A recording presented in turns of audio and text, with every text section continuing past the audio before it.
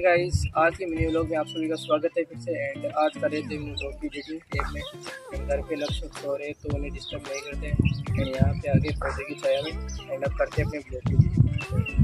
Let's go. तो guys editing हुई हमारी कंप्लीट। एंड अब सबसे पहले बात सिर्फ यही कहनी है कि 2 संडे को व्लॉग नहीं आएगा, लॉन्ग वीडियो, मतलब जो भी आप कहो अपनी भाषा में।